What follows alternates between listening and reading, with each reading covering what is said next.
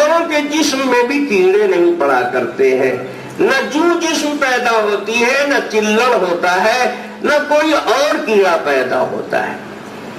آپ کے ذہن میں کچھ بات کھٹک رہی ہوگی، اس لیے کہ آپ لوگ فضائل اعمال ہی صرف پڑھتے ہیں اور دوسری کوئی کتاب پڑھتے نہیں ہیں۔ یہ آپ کی من جملہ حماقتوں میں سے ایک بڑی حماقت ہے۔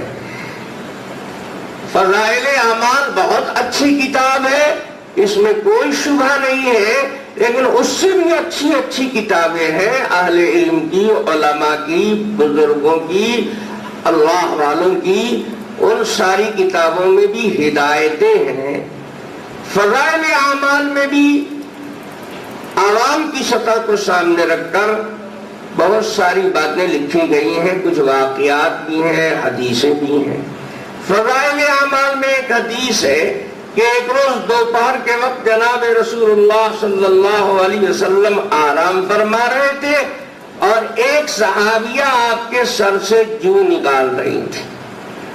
ایک صاحب جو صرف فضائل اعمال پڑھتے تھے، انہوں نے جب میری تقریر سنا تو صبح میں وہ لے کر کتاب آئے کہ دیکھیے آپ مولانا زکریا صاحب سے زیادہ قابل ہیں، وہ تو لکھ رہے ہیں کہ رسول اللہ صلی اللہ علیہ وسلم کے سر سے جو نکالی گئی، اور آپ نے تقریر میں کہا کہ کیڑا پیدا نہیں ہوتا ہے، جو پیدا نہیں ہوتی ہے، تو آپ کی بات صحیح ہے کہ ان کی بات صحیح ہے؟ تو میں نے کہا کہ بھائی دونوں بات صحیح ہے، تمہاری عادت خراب ہے، تم بات کو بات سے لڑاتے ہو، تمہارا جھگڑالو مزاج ہے۔ جو لوگ جھگڑالو ہوتے ہیں بات کو بات سے لڑا دیں گے، حدیث کو حدیث سے لڑا دیں گے، آدمی کو آدمی سے لڑا دیں گے، صلح جوئی ان کی فطرت نہیں ہے، ٹکراؤ نہیں ہے دونوں میں۔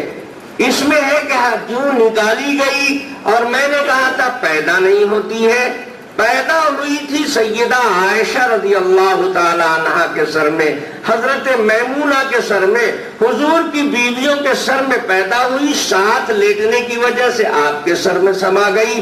عورتوں کے بستر پر بھی اللہ کے نبی سویا کرتے تھے، ان کے بستر سے آپ کے جسم میں آ گئی، نکالی جہاں سے جا رہی ہے وہاں پیدا ہونا تو ضروری نہیں ہے۔ انہوں نے نکلنے کی بات لکھی ہے، وہ بھی حدیث سے لکھا ہے، صحیح ہے، اور میں نے پیدا ہونے کی بات کہی ہے، دونوں میں ٹکراؤ کہا ہے۔ تو بیچارے کبھی سر کھجلا رہے تھے، کبھی بغل جھانک رہے تھے۔ کم علم آدمی ہوتا ہے تو ایسے ہی اٹھ پٹانگ چھاپ ہوتا ہے، باتوں کو ٹکراتا ہے۔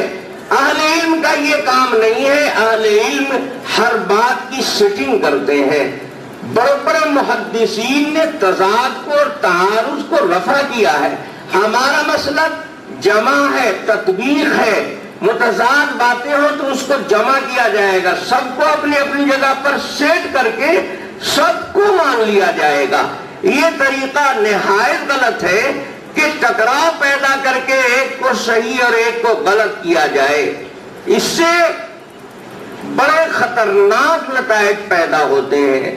آدمی کی عادت تو بگڑ ہی جاتی ہے، جب ٹکرانے کا مزاج بنے گا تو حدیث کو جھٹلانا ہوگا تو قرآن سے ٹکرا دے گا، کہے گا کہ یہ حدیث قرآن کے خلاف ہے لہذا کنڈم، یہ حدیث ضعیف ہے اور صحیح سے ٹکرا گئی لہذا کنڈم۔ اصل تو اس کے دل میں جذبہ ہے ٹکرانے کا اور جھٹلانے کا۔ اب اس کو کوئی بہانہ چاہیے تو پڑھا لکھا آدمی ہے، یہ ڈائریکٹ تو نہیں کہے گا کہ میں نبی کی نہیں مانتا، میں خدا کی نہیں مانتا، اپنی خواہش کے لیے بہانے بناتا ہے